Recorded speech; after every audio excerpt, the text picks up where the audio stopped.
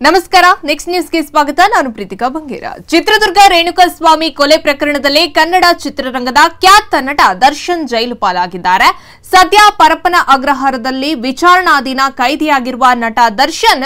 ಪರ ಚಿತ್ರರಂಗ ಹಾಗೂ ವಿವಿಧ ರಂಗದ ಸೆಲೆಬ್ರಿಟಿಗಳು ಮಾತನಾಡ್ತಾ ಇದ್ದಾರೆ ಇದೀಗ ಕನ್ನಡದ ಖ್ಯಾತ ನಿರೂಪಕಿ ಹೇಮಲತಾ ತಮ್ಮ ಇನ್ಸ್ಟಾಗ್ರಾಂ ಖಾತೆಯಲ್ಲಿ ದರ್ಶನ್ ಜೊತೆಗಿನ ಫೋಟೋ ಹಂಚಿಕೊಂಡರು ಮೃತ ರೇಣುಕಾಸ್ವಾಮಿ ಅವರನ್ನ ಹೀರೋ ಮಾಡೋದು ನಿಲ್ಲಿಸಿ ಎಂದು ಬರೆದುಕೊಂಡಿದ್ದಾರೆ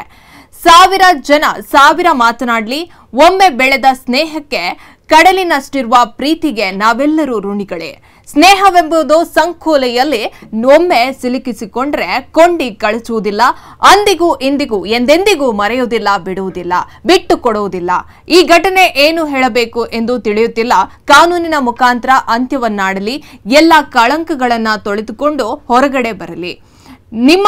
ಮೇಲಿರುವಂತಹ ಗೌರವ ಪ್ರೀತಿ ಎಂದಿಗೂ ಕಮ್ಮಿ ಆಗುವುದಿಲ್ಲ ಎಂದು ಬರೆದುಕೊಂಡಿದ್ದಾರೆ ಅಲ್ಲದೆ ಕೊಲೆಯಾಗಿರುವ ರೇಣುಕಾಸ್ವಾಮಿ ಅವರನ್ನ ಹೀರೋ ಎನ್ನುವಂತೆ ಬಿಂಬಿಸಬೇಡಿ ಎಂದು ನಿರೂಪಕೆ ಹೇಮಲತಾ ಅವರು ಮನವಿಯನ್ನ ಮಾಡಿದ್ದಾರೆ ಹೆಚ್ಚಿನ ಅಪ್ಡೇಟ್ಗಾಗಿ ನೋಡ್ತಾ ಇರಿ ನೆಕ್ಸ್ಟ್ ನ್ಯೂಸ್ ಕನ್ನಡ ವಂದನೆಗಳು